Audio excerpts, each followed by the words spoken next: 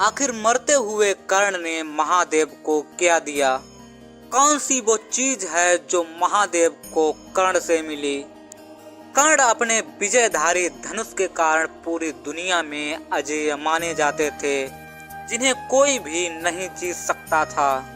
श्री कृष्ण ने एक बार अर्जुन से कहा कि जब तक ये धनुष कर्ण के पास है तब तक तीनों लोकों के योद्धा मिलकर भी कर्ण को नहीं हरा सकते। और श्री कृष्ण कर्ण के अंतिम समय में उसकी परीक्षा लेने भी गए थे।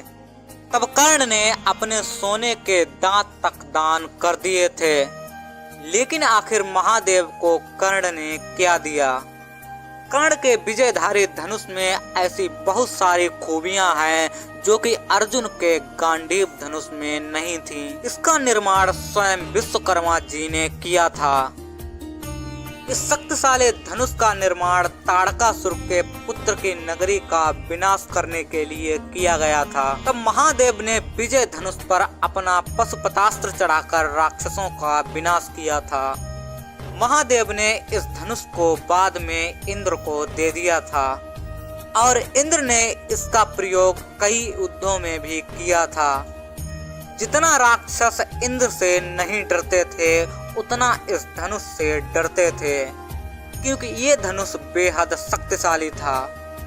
जब क्षत्रियों ने परशुराम के पिता जमदग्नि की हत्या कर दी, तब भगवान परशुराम ने एक शपथ ली कि वे पूरी दुनिया से क्षत्रियों का विनाश कर देंगे। और तब महादेव ने इंद्र से ये धनुष भगवान परशुराम को दिलवाया था। उसी विजयधारी धनुष से भगवान परशुराम ने 21 बार पृथ्वी को क्षत्रियों से विहीन कर दिया था। कर्ण परशुराम के शिष्य भी थे और भगवान परशुराम कर्ण जैसे शिष्य को शिक्षा देकर बहुत ही प्रसन्न थे। लेकिन कर्ण ने झूठ का सहारा लेकर भगवान परशुराम के शिष्य होने की पदवी प्राप्त की थी और इसी कारण भगवान परशुराम ने युद्ध के समय उन्हें ये विद्या भूल जाने का शाप दिया। जब भगवान परशुराम को लगा कि उन्होंने कुछ ज्यादा ही कठोर शाप कर्ण को दे दिया है, तब उन्होंने कर्ण को दया भावना के साथ उनको सबसे शक्तिशाली धनुष विजय धनुष दे दिया।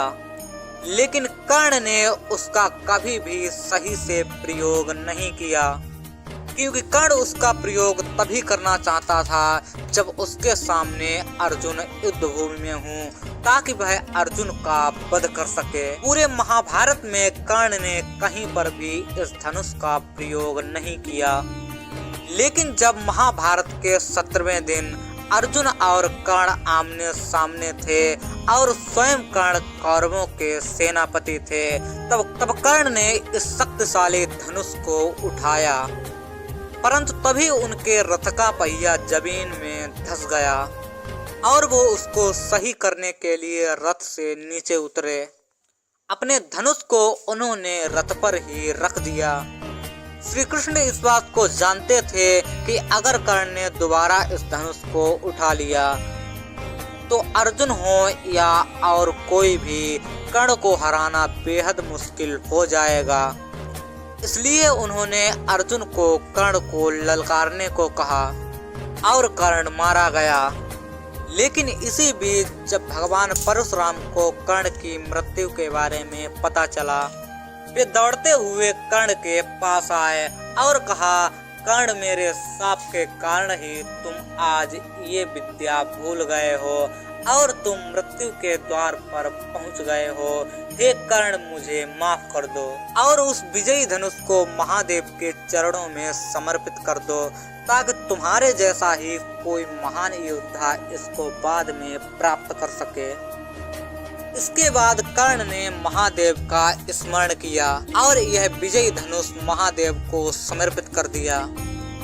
महादेव ने खुशी से कर्ण को आशीर्वाद दिया और कहा कि युगों युगों तक तुम्हारा नाम रहेगा।